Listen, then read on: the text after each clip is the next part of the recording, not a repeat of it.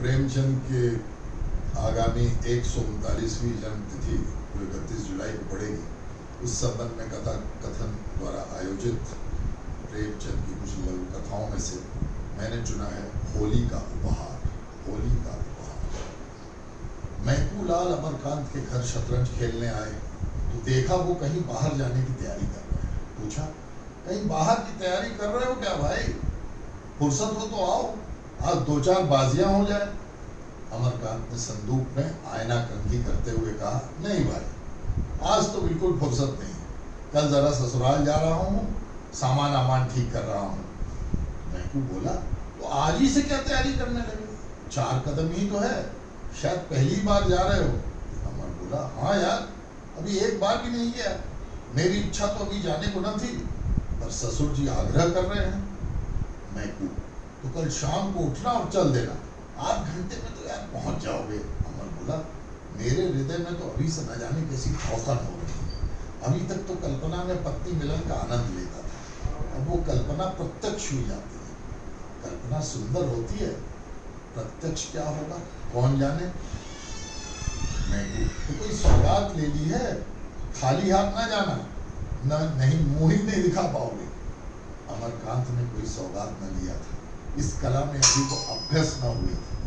महबूब बोला, तो अब ले लो भले आदमी, पहली बार जा रहे हो, भला वो दिल में क्या कहेंगे। अमर, तो क्या चीज ले जाओ? मुझे तो इसका ख्याल ही नहीं आया। कोई ऐसी चीज बताओ जो कम खर्च और बाला नशीन हो, क्योंकि घर भी रुपए भेजने होते। दादा ने रुपए भी तो मांगे हैं। महबूब माँ बाप से अलग रहता था, व्यंग्य करके बोला, जब दादा ने रुपए मांगे हैं तो भला कैसे टाल सकते हो? दादा का रुपए मांगना कोई मामूली बात तो है नहीं। अमरकांत ने व्यंग्य न समझकर कहा, हाँ, इसी वजह से तो मैंने होली के लिए कपड़े भी नहीं मंगवाए। मगर जब कोई सौगात ले जाना भी जरूरी है तो कुछ न कुछ तो भाई लेना ही पड़ेगा। हल्के दामों की कोई चीज बतलाओ। दोनों मित्रों में विचार विनिमय होने लगा। विषय बड़े ही महत्व का था।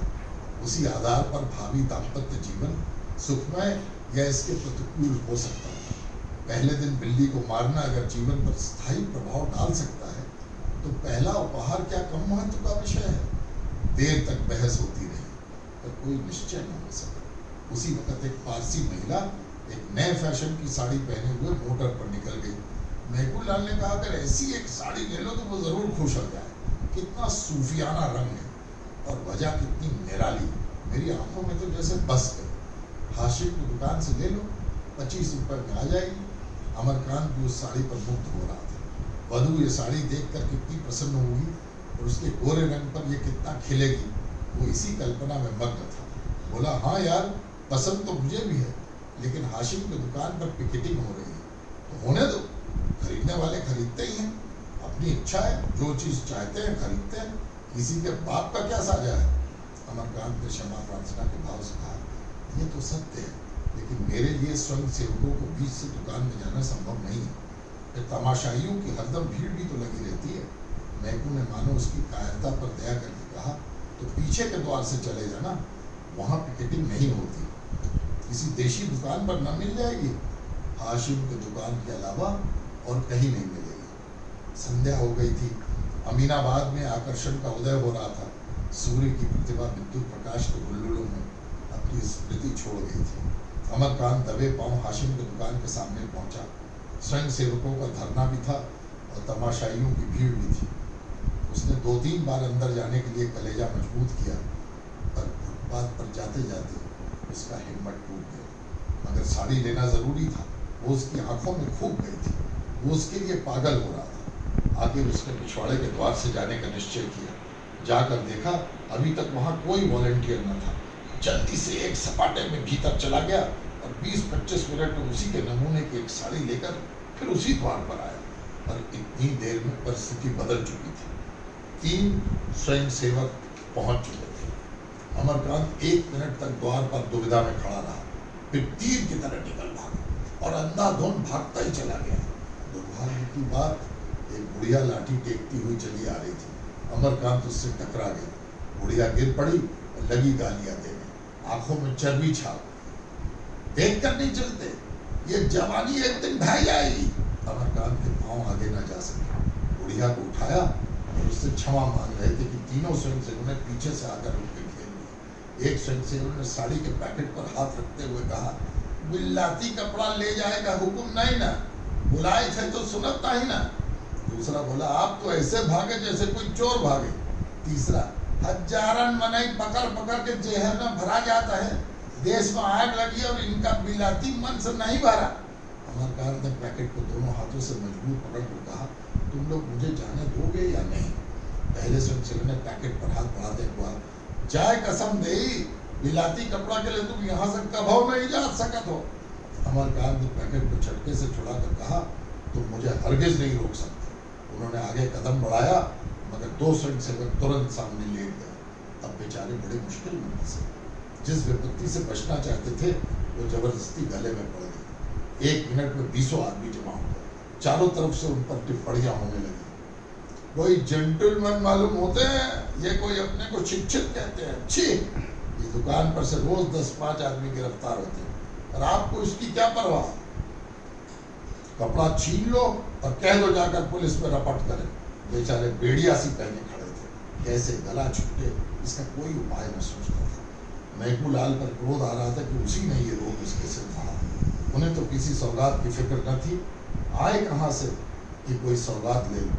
कुछ देर तक लोग टिप्पणियां ही करते रहे, फिर छीन झपट शुरू हुई। किसी ने सिर से टोपी उड़ा दी, उसकी तरफ लपके तो एक ने साड़ी का पैकेट हाथ से छीन लिया, फिर वो हाथों हाथ गायब हो गई।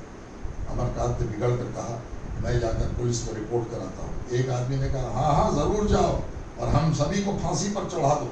सहसा एक युवती खद्दर की साड़ी पहने एक थैला लिए आ निकली। यहाँ ये हुड़दंग देखकर बोली, क्या मुआवला है, तुम लोग क्यों एक भले आदमी को दिख कर रहे हो? अमरकांत की जान में जान आई।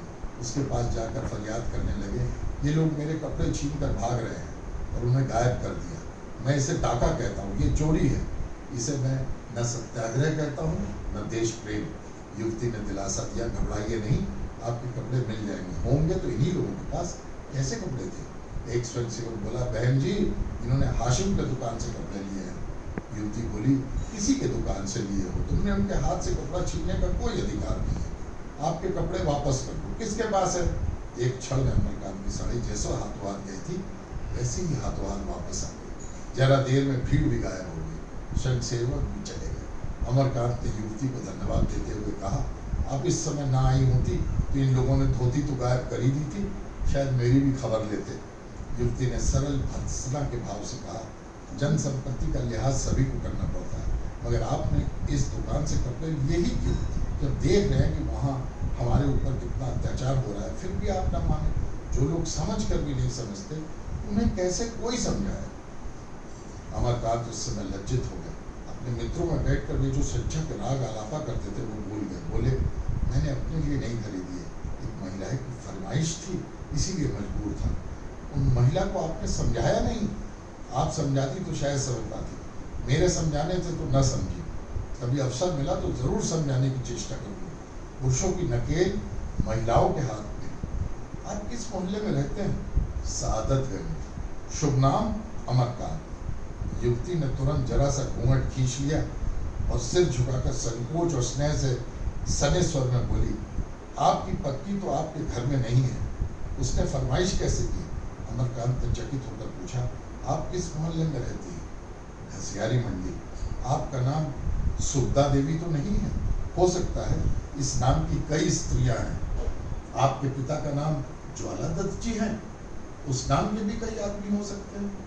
अमरकांत ने जेब से दिया स्लाई निकाली और वही सुखदा के सामने उस साड़ी को जला दिया। सुखदा ने कहा, आप कल आएंगे? अमरकांत ने अवरुद्ध कंठ से कहा, नहीं सुखदा, अब जब तक इसका प्रायश्चित न कर लूंगा न आऊंगा। सुखदा कुछ और कहने जा रही थी कि अमरकांत तेजी से कदम बढ़ाकर दूसरी तरफ चले गए। आज होली है, मगर आज़ादी के मतवालों के लिए न होली है न बसंत। हाशिम के दुकान पर आज भी पिकेटिंग हो रही है और तमाशाई आज भी जमा है। आज से स्वयं सेवकों में अमरकांत भी खड़े पिकेटिंग कर रहे हैं।